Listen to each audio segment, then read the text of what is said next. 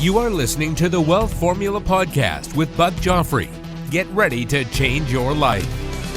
Welcome, everybody. This is Buck Joffrey with the Wealth Formula Podcast, coming to you from Santa Monica, California today. This is my, I come down here a few days a week just to mix it up a little bit. Montecito's great, but sometimes it's fun to get out into LA a little bit, and that's what I'm doing here.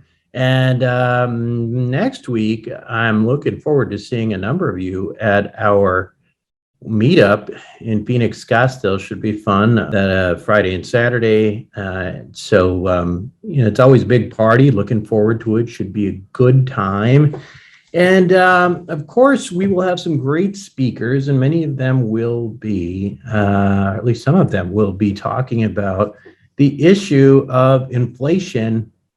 And, how's it going to affect our investing in real estate? Because really, that's kind of the ethos of what we do, what I do at least.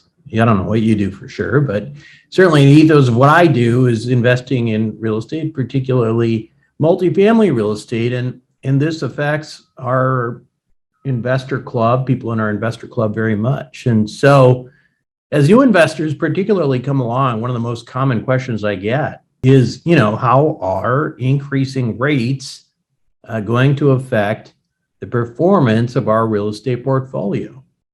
There's a really recurring concern among investors that as rates go up, our net operating income will go down. The good news is that things aren't quite that simple. You see, again, rates don't increase in a vacuum. It's not like some kind of, single variable event that's not affected by something else in the three-dimensional world. Remember that the reason the Fed is increasing rates right now is because of inflation, right? So we are I'd say we're pretty much in 1980s, close to 1980s territory with 8.5% year over year inflation. The Federal Reserve has to raise rates in order to keep inflation under control. So that's the thing, is it's not like rates are going up and now what are we going to do about what are we going to do about our rents and all that, because when you drill down on inflation, it reveals some very important realities, particularly in the multifamily real estate sector. In our high growth markets, we are increasing rates of rents at a pace that is often significantly outpacing inflation right now.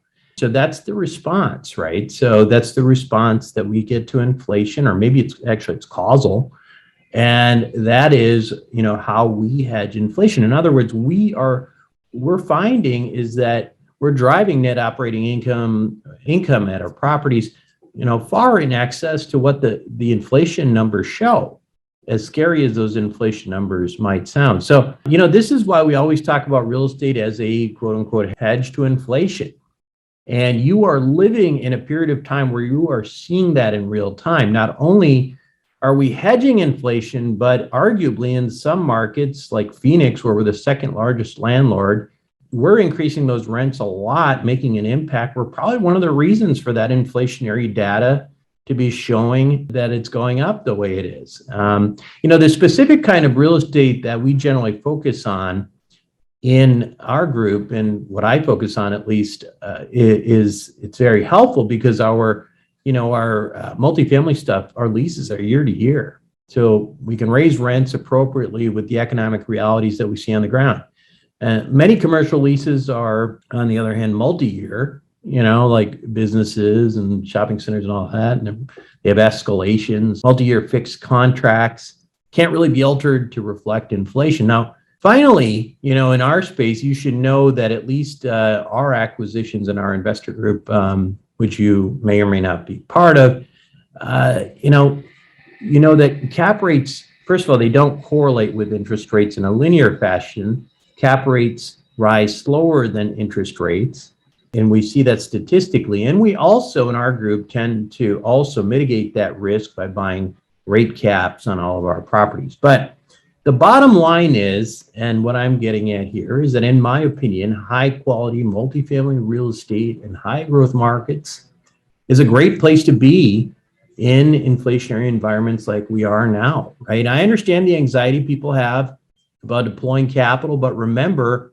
not investing when there's 8.5% year over year inflation essentially guarantees you lose money in the form of buying power. So, in other words, fear of deploying capital is not going to save you any money. It's almost the way you guarantee losing money. But I know it's a complicated topic to drill down on further. And because of that, I invited our guest for this week, David Volk, onto Wealth Formula Podcast in order to discuss it. He is a guy who's very impressive.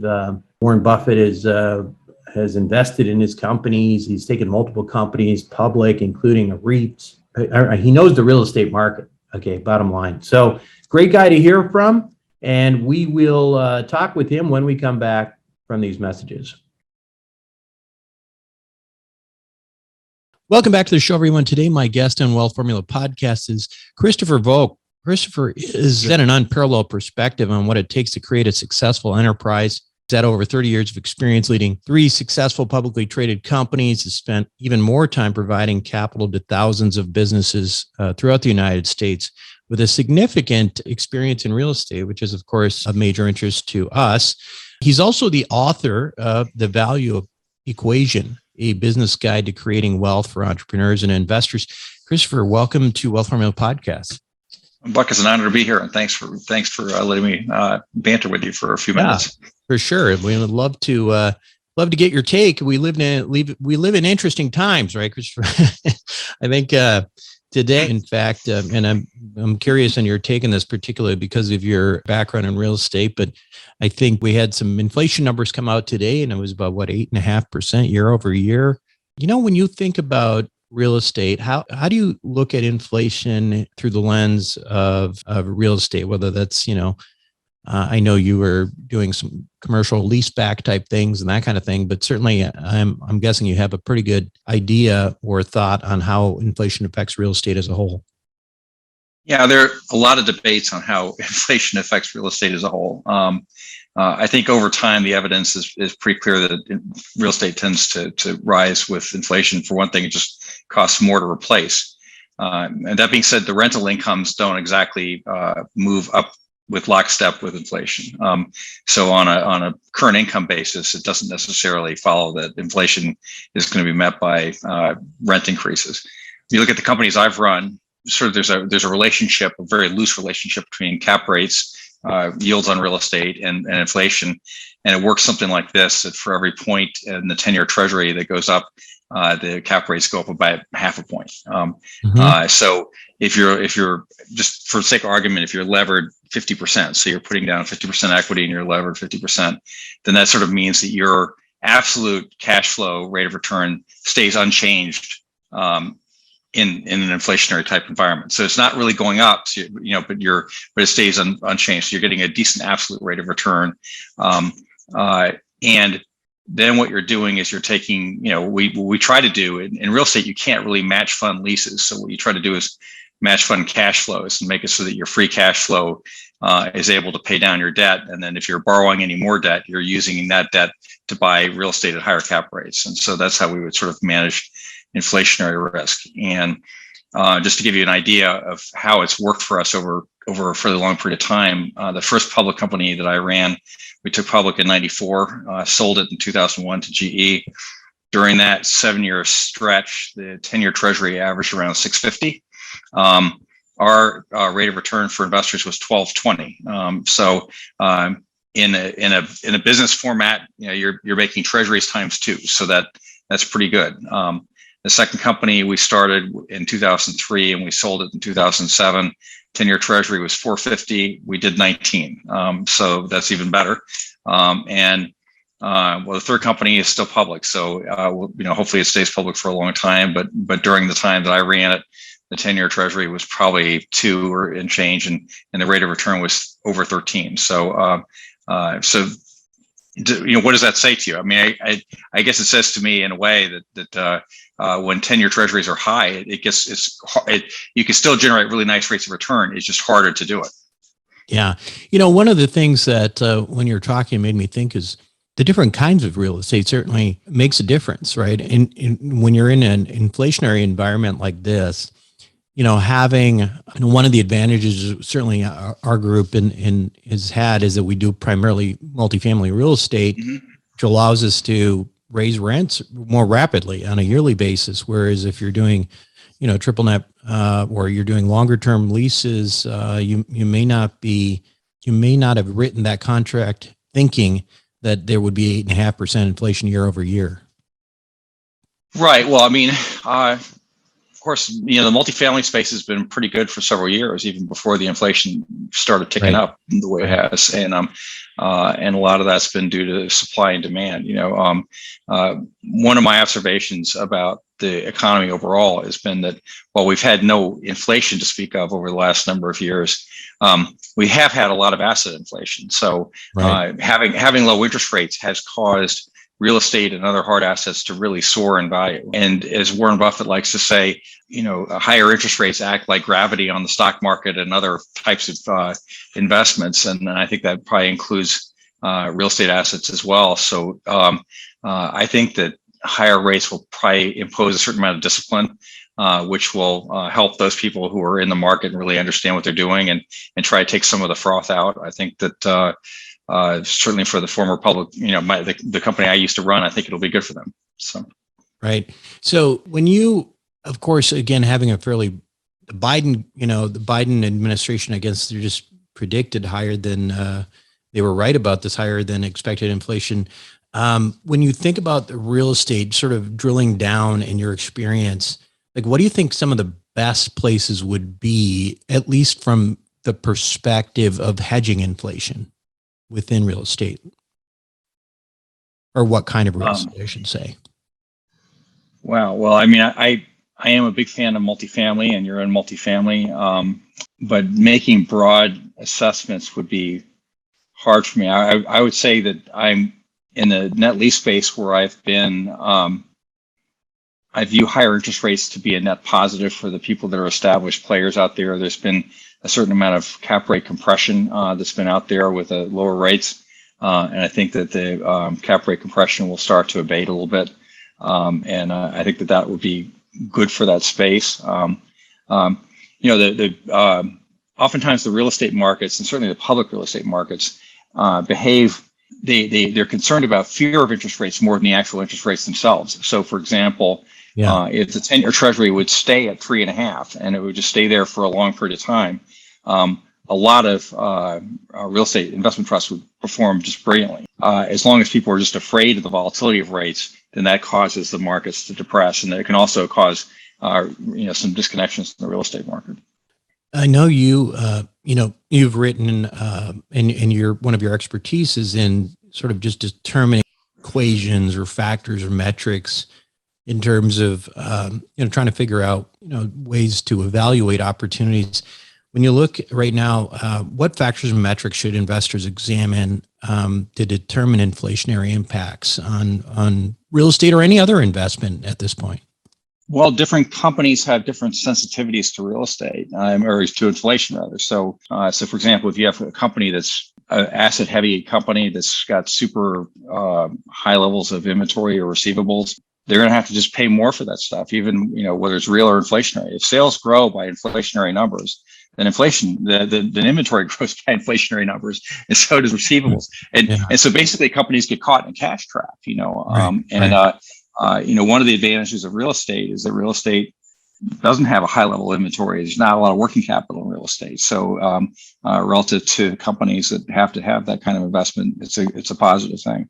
And given that, it just depends on the type of real estate. Some real estate tends to be much more labor intensive, and some real estate far less labor intensive.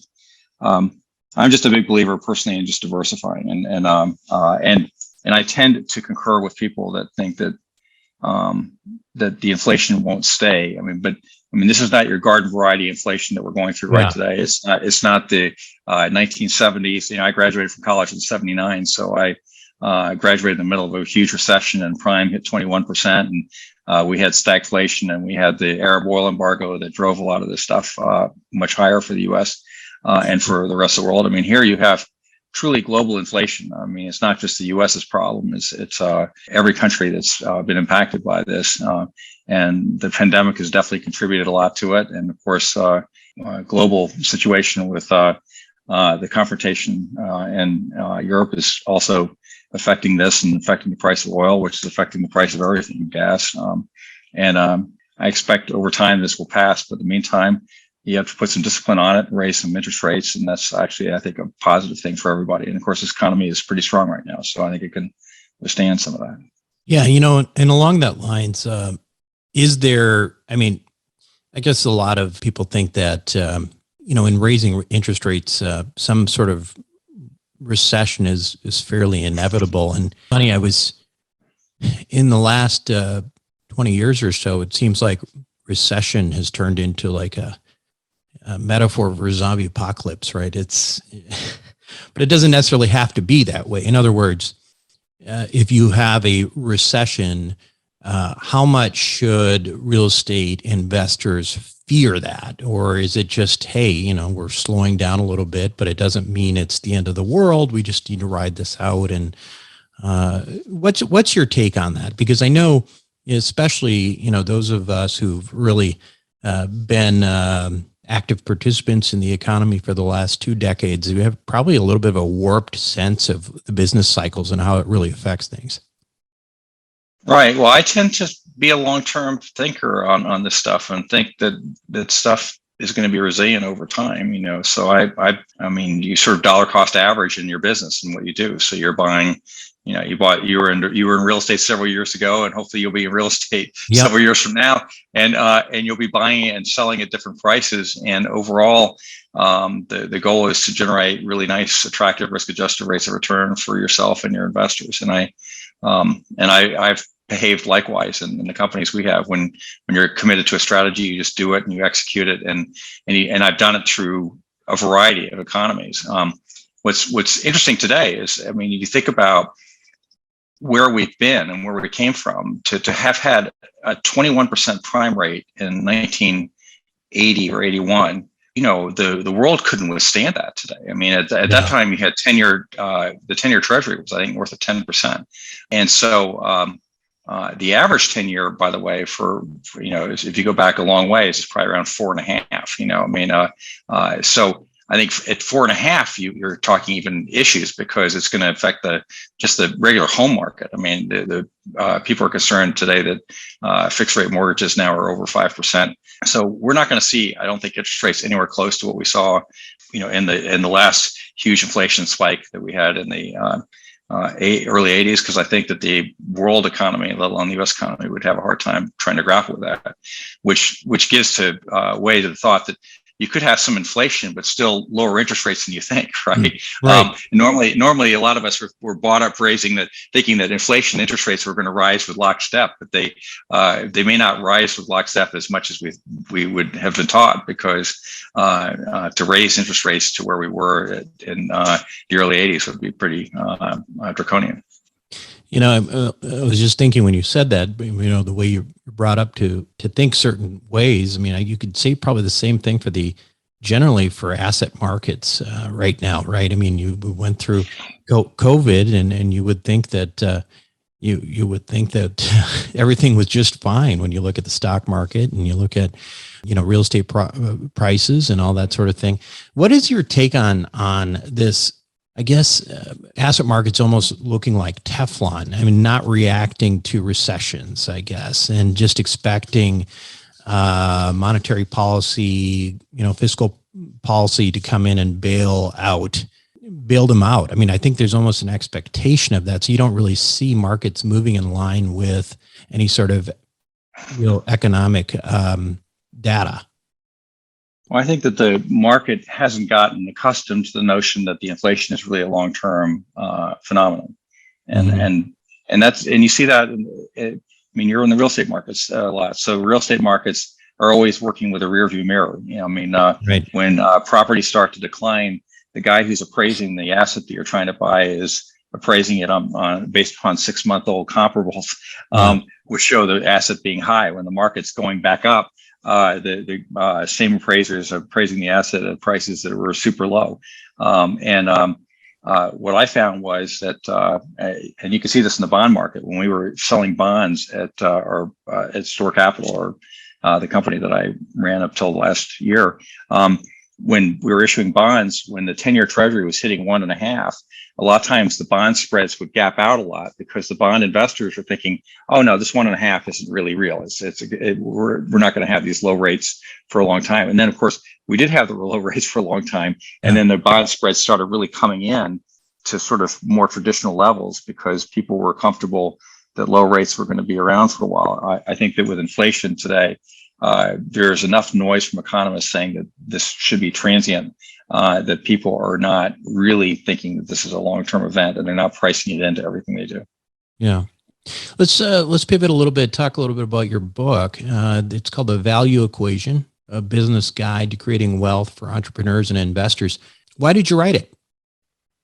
Well, I've been writing articles on this subject for a very long time. And then when I was leading Store Capital, we actually did a video series on how businesses create wealth and how people get rich. And one of my observations is there are a lot of really wonderful books on how to get rich. But one of the things that's really notable is that the richest people in the world tended to make their money in business.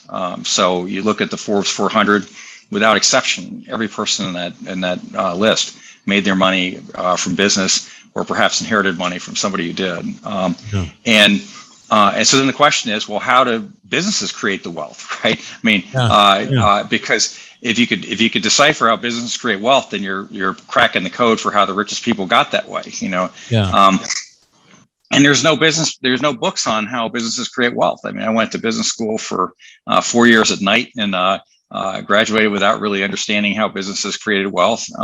It's not really well taught today, but it's insanely important. So the value equation works off of the centerpiece of the book is an equation. It's a 6-variable equation that I devised in 1999, and it's used to help run some of the companies that I've guided, and it can really sort of simplify how you look at businesses and really just drill them down into 6 essential variables that middle school math, anybody can understand it. It's not that complicated. It takes away the mysteries of accounting, just focuses on finance, because finance is the universal language, and it's like music, whereas accounting is not a universal language. So the idea is to sort of help people understand what it takes to create a company that creates wealth out of thin air. And therefore gives them a better chance to be able to build a substantial net worth.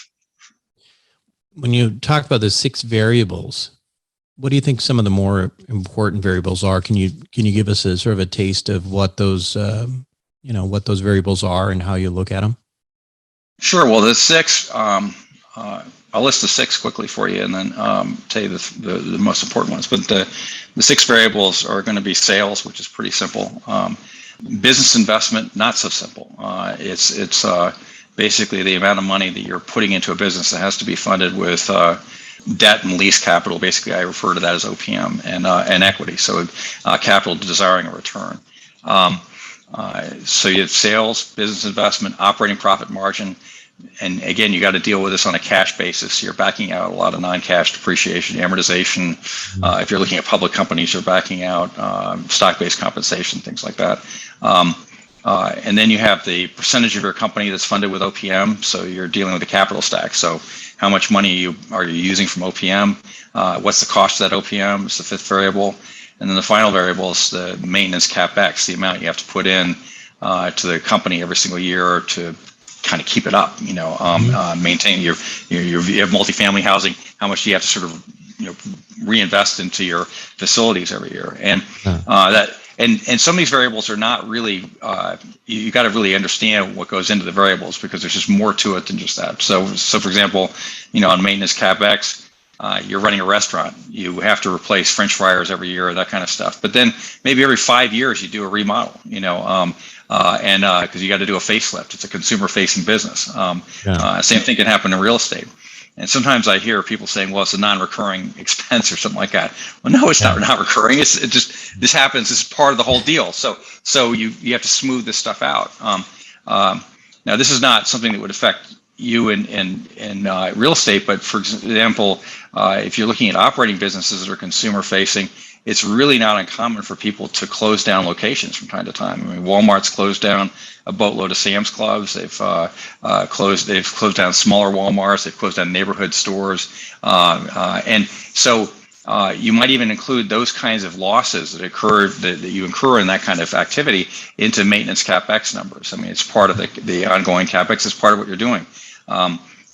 Same thing if you're buying a company, if you're in the business of buying lots of companies, invariably people lose money on some of the companies they buy when they pursue an M&A strategy. But so that's the 6 variables. But the big 3 are going to be sales and business investment and operating profit margin. And that's where most entrepreneurs focus most of their time. I would tell you that you can make money on the capital stack decisions. Capital stack decisions are super important. And then the maintenance CapEx can come and bite you as well. So the book will spend time talking about that. And the goal is, and by the way, when you string these variables together, what you're getting is what's called a current pre-tax return on equity. You know, what you're getting today. You're an investor in it could be an apartment complex. It could be Walmart. It could be anything. What are you getting today currently? And then and you're using that as a foundation for deciding what businesses are worth, how much value is created. And so the book just walks you from that basic formula into everything from business valuation to capital stack decisions. And it's done pretty simply. So it gives you an idea about wealth creation, and wealth creation being, I want to make a company worth more than the cost to create, you know. Right. And most businesses in America or in the world don't rise to that level. Most companies, when the people that started them sell them, they can't really recover much more than what they put into them. They just don't rise to that level. The people on the Force 400, of course, blew that number away a long time ago. And most really successful people have been able to create companies for more than be able to create companies that are worth more than they cost to create. Because that's when you're sort of really manufacturing money from thin air. And only business can do that. I'm just curious, in terms of our conversation before about where we are in the economy, is it a good time right now to invest? Is it a good time to start a business? Is there any sense in trying to time out, a market when you're doing something new or making acquisitions?